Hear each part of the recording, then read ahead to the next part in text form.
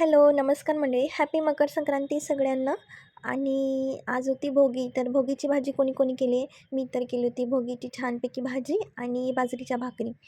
त्यानंतर बघा आजचा दिवस इथे मी मावतीचा पसारा आवरून खेळत होती आणि त्यानंतर मी बनवली डाळ खिचडी.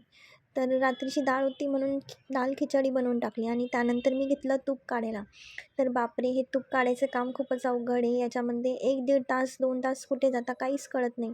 तर एवढी मेहनत करून एवढं तूप निघाले, छान तूप निघाले. अर्धं पातेलं माझं हे तुपाचं भरलं आहे. आणि त्यानंतर तुम्हाला सांगते मी, की माझं ना एक हा मागचा पूर्ण हप्ता ब्लॉग करायचं काही मनच करत नव्हतं. काय माहिती काय झालं, पण काहीतरी शूट करावं असं वाटतच नव्हतं. मग मी माझे पटापट सगळे कामं आवरले. इकडे मॅडम टी व्हीच्या इतक्या जवळ जाऊन टी व्ही बघत होत्या, की ही बीन्स बॅग ती डायरेक्ट टी व्हीच्या खाली घेऊन गेली होती. आणि बघा संध्याकाळी मी माझ्या घरी जेवढ्या भाज्या होत्या ना, तेवढ्या सगळ्या टाकल्या आणि त्याची बनवली ही भोगीची भाजी.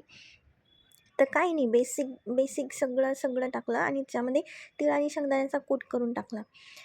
आणि आपले बेसिकचे सगळे मसाले टाकून त्याच्यामध्ये सगळं उकडलेली भाजी टाकली. तर मी उकळवून घेतली. मला जास्त टाईम नव्हता, की मी ती भाजी त्याच मसाल्यामध्ये शिजवू देऊ म्हणून आधी उकळवून घेतली आणि छानशी बाजरीची भाकर केली. आणि बाजरीची भाकर आणि ही भोगीची भाजी खूप छान लागते जर तुम्ही अशा पद्धतीने बनवलीत तर. पण काही जण वेगळ्या पद्धतीने पण बनवतात.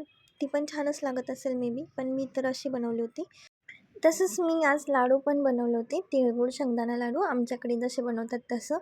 आणि ते मी तुमच्यासोबत शेअर करेन उद्याच्या व्लॉगमध्ये. Thank you for watching. Please like share my channel.